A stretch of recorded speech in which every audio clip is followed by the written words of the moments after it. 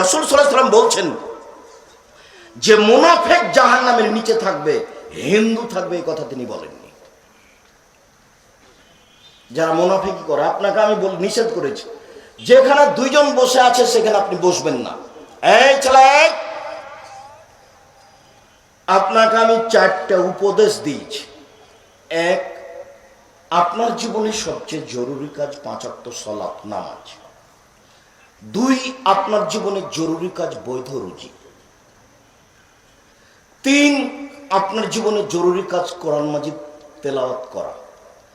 4, আপনার জীবনে জরুরি কাজ আপনি দুইজন যেখানে বসে আছে এখানে বসবেন না। কেন? ওখানে আর একজনের বদনাম হচ্ছে, ওর সাথে অংশগ্রহণ করার কোনো প্রয়োজন নেই। যখন আপনি আপনার কাজ করবেন, পরামর্শ বৈঠক করছেন, সেটা ভিন্ন কথা। আড্ডা পিটেন আপনি দোকানের সামনে বসে কি করে? স্বভাব কখন পরিবর্তন হবে? হয় না কেন? এই 4টা আমি উপদেশ সব সময় দেওয়ার চেষ্টা করেছি আর অনুরোধ করেছি রক্ষা করার জন্য। সম্মানিত দিনী ভাই বোন, মুনাফিক জাহান্নামের নিচে থাকবে। যারা বদনাম গীবাত করে ওরা মুনাফিক। খুব সাবধান, হিন্দু জাহান্নামের নিচে যাবে এই কথা আল্লাহ নবী বলেননি, আল্লাহ বলেননি। জাহান্নামে যাবে। রাসূল সাল্লাল্লাহু আলাইহি ওয়াসাল্লাম বলেন, ইন্না গিলজা জিলদেহি ইসনানা ওয়া আরবাউনা জিরা। একজন জাহান্নামীর গায়ের চামড়া 42 হাত মোটা। তিনি বলেন, অন্না জিসম ইসলো উহুদিন।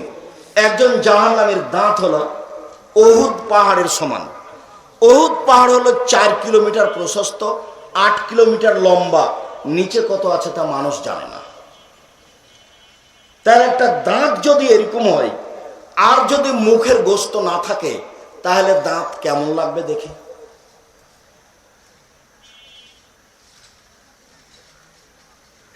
আপনাকে আমি এই বিভৎস আকৃতি বুঝাতে পারি না।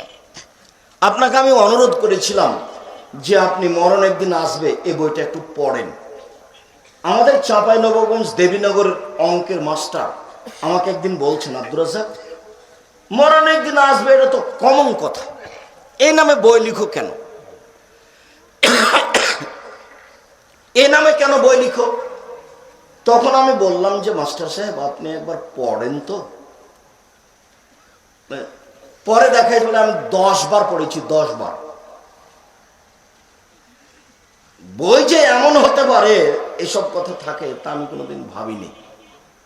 বিস্তারিত বিবরণ দেওয়া আছে জাহান্নাম জান্নাতের, মরণ একদিন আসবে, একটু পড়া উচিত। কত পরিশ্রম করে লিখলাম আর আপনি 100 টাকা খরচ করা ভারী মনে করলেন। মাসিকা লিতেশাম পত্রিকা 20 টাকা দিয়ে 25 টাকা দিয়ে আপনার কাছে আসবে, এটা আপনার কাছে ভারী হয়ে গেল। জবাব আমাকে দিতে হবে না। আমি যদি কোথাও ত্রুটি করি, স্বার্থপরতা থেকে থাকে আমার, তাহলে জবাব আমাকে দিতে হবে। তবে আমি জাতির সামনে বলে যাচ্ছি, আল্লাহে আল্লাহর কসম, আল্লাহে আল্লাহর কসম, আল্লাহে আল্লাহর কসম, আমি আব্দুর রাজ্জাক বিন ইউসুফ 90 সাল থেকে নিয়ে এখন পর্যন্ত স্বার্থে কোনো বাক্য বলিনি।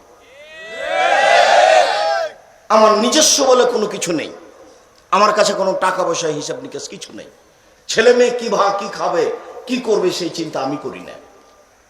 আমার দাদা আমার বাপের করেনি, আমার বাপ আমার করেনি। আমি আব্দুল্লাহ আব্দুর রহমান কি করে খাবে সেই চিন্তা আমি করি না।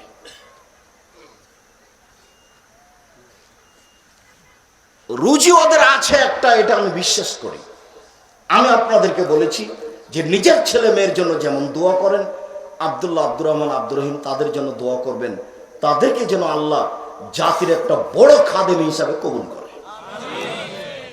তাদের কোনো ভুল ত্রুটি থাকলে যেন আল্লাহ ঠিক করে দেন।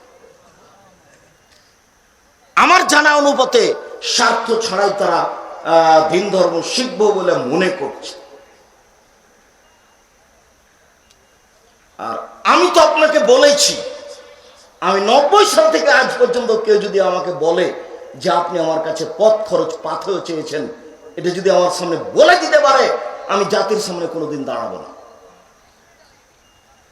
আমি চেষ্টা চালাচ্ছি স্বার্থ ছাড়াই দিন ধর্মের কিছু কাজ করা। আপনাকে আমি অনুরোধ জানাচ্ছি এইসব কাজের সাথে সহযোগিতা করা। কিছুদিন না পারলে মুখে তো বলতে পারবো যে আল্লাহ কবুল করো।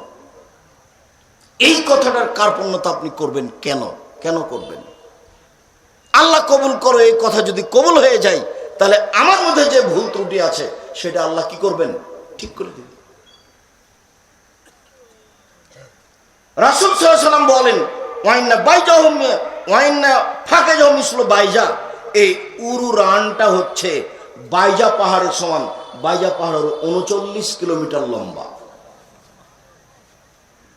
রাসূল সাল্লাল্লাহু আলাইহি ওয়াসাল্লাম বলেন, ওয়াইন্না মাজলিসু বাইনা মাক্কাহ ওয়াল মদিনা।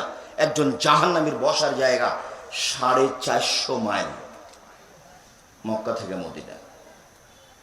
একটা লোকের বসার জায়গা যদি 450 মাইল হয়, আর প্রতি হাজারে 999 জন লোক যদি জাহান্নামে যায়, তাহলে জাহান্নাম কত বড়! বিচারের মাঠে জাহান্নাম থাকবে, জান্নাত থাকবে, মানুষ থাকবে, জিন থাকবে, গরু ছাগল থাকবে, পশু প্রাণী থাকবে, ইলিশ মাছ থাকবে, সব কিছু থাকবে। আল্লাহ থাকবেন, ফেরেশতা থাকবেন, জিবরাইল থাকবেন, মেকাইল থাকবেন। বলেন কিয়ামতের মাঠ কত বড়!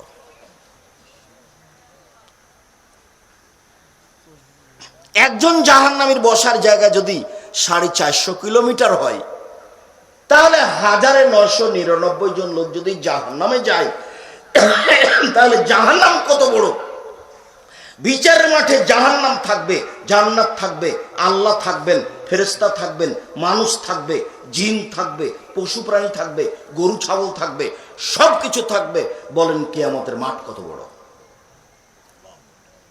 আপনি তো কোনোদিন কোরআন মাজিদ পড়েন না। আল্লাহ বলছেন, ওই ইদাল আরজু মুদ্দাত, যেদিন পৃথিবীকে বড় করে দেওয়া হবে, সম্প্রসারিত করে দেওয়া হবে, যেদিন সাগরে আগুন লেগে যাবে, সাগরে আগুন লেগে যাবে, তারপরে পানি যখন শেষ হয়ে যাবে, তখন পৃথিবীকে সমতল করে দেওয়া হবে।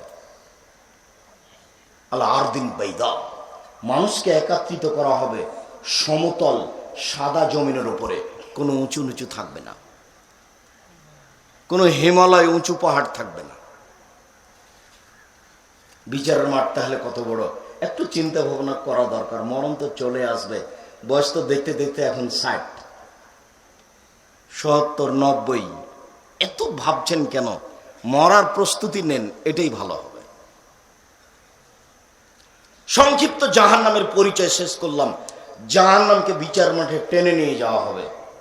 আল্লাহ তাআলা বলেন, ও জিয়া ইয়াউমাইদিন বিজাহান্নাম, জাহান্নামকে টেনে হেঁচড়ে বিচার মাঠে নিয়ে যাওয়া হবে। রাসূল সাল্লাল্লাহু আলাইহি সাল্লাম বলেন, বিজয় ইয়াউমা কিয়ামা বিজাহান্নাম ওয়ালাহা সাবুনা আলফা জিমাম। জাহান্নামকে টেনে হেঁচড়ে বিচার মাঠে নিয়ে যাওয়া হবে। জাহান্নামের গায়ে থাকবে 70,000 লোহার রশি। এক একটা রশিতে থাকবে 70,000 ফেরেশতা। একজন ফেরেশতা এই গোটা পৃথিবীকে এইভাবে হাত ঢুকে উল্টে দিতে পারে। এতগুলো ফেরেশতা টেনে জাহান্নামকে বিচারের মাঠে নিয়ে যাবেন।